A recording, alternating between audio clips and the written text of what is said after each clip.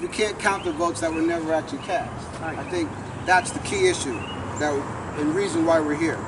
Racial discrimination has no place in our democratic process, particularly in the most sacred practice of our democracy, the vote. While the Supreme Court's decision to invalidate the section formula is a setback, it is not the end of the fight. This just begins a new battle. It is time for all Americans to take this fight to Congress and ensure that every eligible vote is protected and counted. So what we're asking is that we redouble our efforts to register new voters, encourage people who are registered to become much more involved in the process.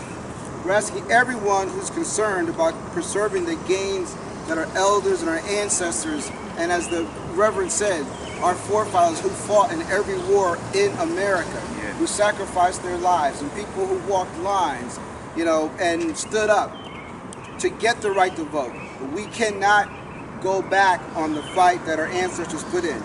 So we're asking you to use every means possible, writing, calling, emailing, visiting, texting, so that you contact your congressmen, members of Congress and Senate to let them know that we need to drive this message home.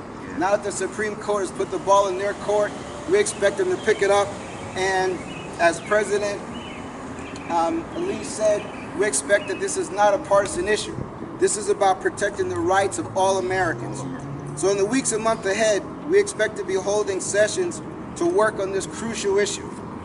Connected to that is the Pennsylvania's effort to enact a regressive voter ID law, which we were successful in fighting.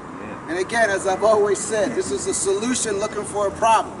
However, we've got to still keep fighting it. So we've been successful in halting it temporarily, but the struggle goes on. I'm going to ask our second vice president of the Allentown NAACP,